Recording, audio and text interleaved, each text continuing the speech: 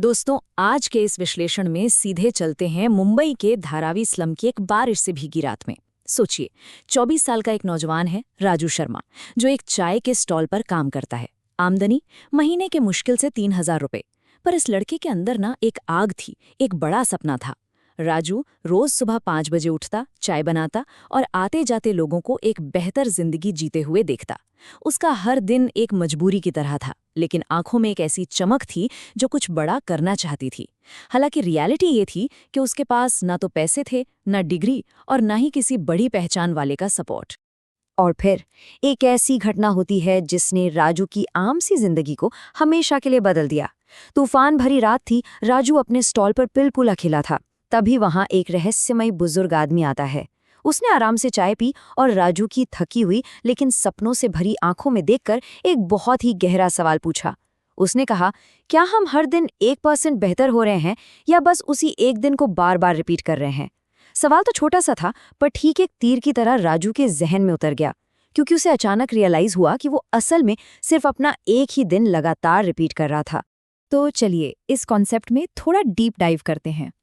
उस बुजुर्ग ने राजू को समझाया कि देखो, किसी बहुत बड़े बदलाव की जरूरत नहीं है। शुरुआत सिर्फ एक छोटे से बीज बोने से होती है। उसी रात राजू ने तय कर लिया कि अब हालात बदलने होंगे। उसने अपनी जेब से पैसे निकाले और एक बिल्कुल साधारण सी 10 रुपए की नोटबुक खरीद ली। और इस नोटबुक में पता है उसने अपनी पहली एंट्री क्या लिखी? उसने लिखा कि वो आज से हर दिन खुद को सिर्फ 1% बेहतर बनाएगा। छोटे स्टेप्स, लेकिन हर रोज बिना रुके। दोस्तों, ये नोटबुक सिर्फ कागज के पन्ने नहीं थे, ये उसकी एक आने वाली नई जिंदगी का फाउंडेशन था। अब ये थोड़ा सा मैथमेटिक्स देखिए, बहुत ही माइंड ब्लोइंग है। रोज 1% बेहतर होना सुनने में लगता है अरे इससे क्या ही फर्क पड़ेगा, लगभग ना के बराबर लगता है।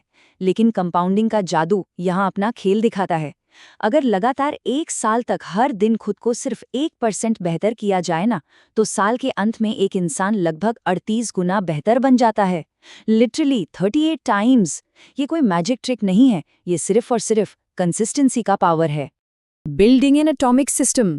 चलिए देखते हैं कि राजू ने सिर्फ हवा में सपने नहीं देखे, बल्कि उन्हें सच करने के लिए आखिर क्या ठोस सिस्टम बनाया। तो राजू ने एटॉमिक हैबिट्स का सबसे पहला नियम लगाया, मेक इट ऑब्वियस। मतलब अपनी नई आदत को बिल्कुल अपनी आंखों के सामने रख दो। उसने बस सोचा नहीं, बल्कि अपने आसपास के एनवायरनमेंट को ही बदल डाला। उसने अपनी वो 10 रुपए की नोटबुक ठीक अपने बिस्तर के पास रख दी, ताकि सुबह आप खुलते ही सबसे पहले वही दिखे। चाय की दुकान पर एक बड़ा सा पोस्टर लगा दिया जिस पर लिखा था, पढ़ो बढ़ो। और अपने फोन में सुबह 5:30 बजे का अलार्म सेट किया, जिसकी स्क्रीन पर फ्लैश होता था, उठो और पढ़ो। उसने अपने एनवायरनमेंट को ऐसा बना दिया कि पढ़ाई की आदत को इग्नोर करना लगभग नामुमकिन हो गया। अब यहाँ सबसे इंटरेस्टिंग पॉइंट क्या है पता है? वो है राजू का इंटरनल माइंडसेट शिफ्ट। जब उसने पढ़ाई शुरू की तो आसपास के लोगों ने मजाक उड़ाया कि भाई एक चाय वाला पढ़कर क्या ही कर लेगा। शुरू में राजू के अंदर से भी यही आवाज आती थी कि मैं तो एक चाय वाला हूं जो बस पढ़ना चाहता है। लेकिन यहाँ उसने एक बहुत बड़ा मास्टर स्ट्रोक खेला। उसने अपनी पुरानी आइडेंटिटी को कंप्लीटली छोड़ दिया। सिर्फ एंड रिजल्ट पर फोकस करने के बजाय उसने खुद को अंदर से बदला और कहा, मैं चाय वाला नहीं हूं, मैं एक सीकर हूं, मैं एक रीडर हूं।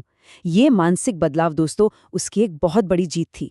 इसके बाद आता है एक बहुत ही पावरफुल कॉन्सेप्ट जिसे कहते हैं हैबिट स्टैकिंग। यहाँ एक आदत ऑटोमेटिकली दूसरी आदत को ट्रिगर करती है। राजू ने गजब का चेन रिएक्शन सेट किया। स्टेप 1, चाय बनाकर फारिग हुए, तुरंत 15 मिनट पढ़ाई करनी है। स्टेप 2, नहाने के बाद सीधा एक इंग्लिश पॉडकास्ट प्ले करना है। और स्टेप 3, रात को सोने से ठीक पहले अपनी उस 10 रुपए की डायरी में दिन की 3 अच्छी बातें लिखनी है।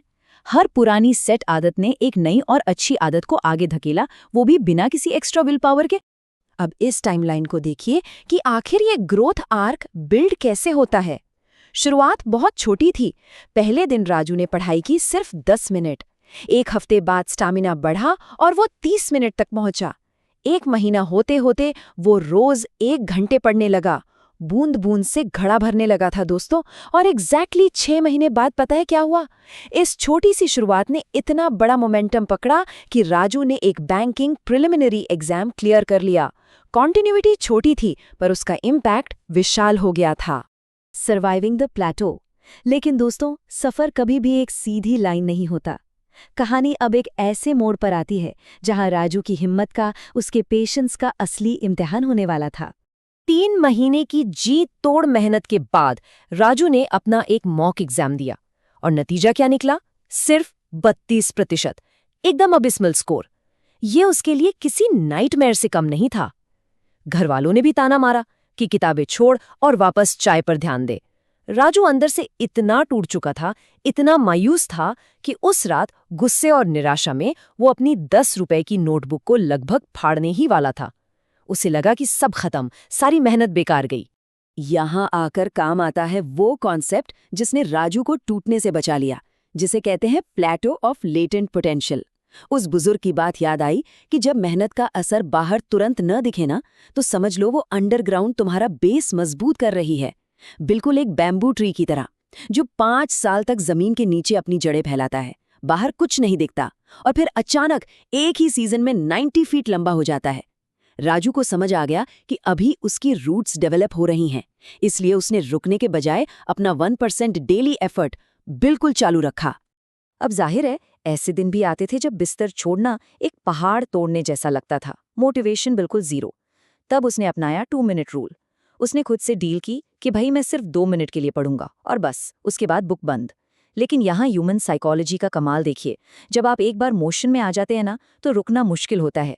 वो 2 मिनट कब 15 मिनट और 30 मिनट में बदल जाते, उसे खुद पता ही नहीं चलता था। आदत को इतना छोटा कर दो कि उसे स्टार्ट करने में आलस आए ही ना। अब एक और मजेदार ट्विस्ट। राजू था अपना पक्का क्रिकेट फैन। मैचेस देखने में काफी टाइम चला जाता था। उसे पता था ये छूटने वाला नहीं है, इसलिए उसने एक बहुत क्रिएटिव रास्ता निकाला, टेम्पटेशन बंडलिंग। उसने खुद पर रूल लगाया कि मैं क्रिकेट तभी देखूंगा जब मैं साथ में अपनी इंग्लिश वोकैबुलरी की प्रैक्टिस करूंगा। जो चीज करनी अच्छी लगती थी, क्रिकेट, उसे उस चीज से जोड़ दिया जो करनी जरूरी थी, इंग्लिश। नतीजा, हर बॉल पर एक नया इंग्लिश वर्ड पक्का। The final result. चलिए अब वक्त में थोड़ा आगे चलते हैं और देखते हैं कि इन छोटे छोटे बोरिंग से लगने वाले 1% स्टेप्स ने आखिर अपना रंग कैसे दिखाया। 6 महीने बाद की तस्वीर बिल्कुल अलग थी। पूरा माहौल बदल चुका था। राजू ने प्राउडली अपना बैंकिंग प्रिलिमिनरी एग्जाम क्लियर कर लिया। उसकी इंग्लिश इतनी फ्लुएंट हो गई थी कि धारावी कम्युनिटी के लोग उसके पास एडवाइस लेने आने लगे थे। सोचो, जो लोग कल तक उसका मजाक उड़ाते थे, आज उससे इंस्पिरेशन ले रहे थे। ग्राहक चाय स्टॉल पर सिर्फ चाय के लिए नहीं आते थे, बल्कि राजू की बातें, उसके विचार सुनने आते थे। उसका आत्मविश्वास, उसकी पूरी ऑरा एकदम अलग लेवल पर थी। और फिर फाइनली वो दिन आ गया, फाइनल एग्जाम का दिन। एग्जाम हॉल में बैठकर जब राजू पेपर दे रहा था, उसे पता था हर सवाल हल करना वही उसका रोज का 1% स्टेप है। और जब रिजल्ट्स आए ना, तो किस्मत के पन्ने पर ये अल्फाज थे, राजू शर्मा क्लियर्ड, रैंक 47। सोचकर देखिए, एक 10 रुपए की नोटबुक से शुरू हुआ छोटा सा सफर आज उसे एक ऑफिशियल बैंक ऑफिसर बना चुका था। Meeting the future self. Success तो मिल गई, पर कहानी में एक बहुत ही इमोशनल और खूबसूरत ट्विस्ट आना अभी बाकी था। देखिए, बैंक में ज्वाइनिंग से पहले राजू अपने उसी पुराने चाय स्टॉल पर गया, उसी रहस्यमयी बुजुर्ग को ढूंढने। वो बस एक बार उन्हें शुक्रिया कहना चाहता था, पर वो वहां कभी नहीं मिले। लेकिन जब राजू ने अपनी वही पुरानी डायरी खोली, तो उसके आखिरी पन्ने पर उसी बुजुर्ग के हैंडराइटिंग में कुछ नया लिखा था। लिखा था 1% डेली, बस, रोज, बिना रुके, तेरा फ्यूचर खुद। ये पढ़ते ही राजू के रोंगटे खड़े हो गए। वो बुजुर्ग कोई बाहर का इंसान नहीं था, वो एक मेटाफर था। वो राजू के अंदर की खुद की आवाज थी, उसका आने वाला बेहतर कल जो उसे अंधेरे में रास्ता दिखा रहा था। इस कमाल की सक्सेस ने राजू को आगे चलकर एक टेडएक्स स्टेज तक पहुंचा दिया। वहां उसने दुनिया की बड़ी बड़ी हैबिट थ्योरीज को एकदम अपने देसी आसान अंदाज में समझाया। उसने बताया, मेक इट ऑब्वियस यानी जगह बदलो, आदत खुद बन जाएगी। मेक इट अट्रैक्टिव यानी अपनी बुरी आदत को किसी अच्छी आदत के साथ जोड़ो। मेक इट ईजी यानी बस 2 मिनट का नाटक करो और काम शुरू कर दो। और मेक इट सैटिस्फाइंग यानी अपने रोज के छोटे छोटे कदमों को, छोटी जीत को सेलिब्रेट करो। बड़ी थियरीज को उसने आम जिंदगी के लिए बिल्कुल प्रैक्टिकल बना दिया।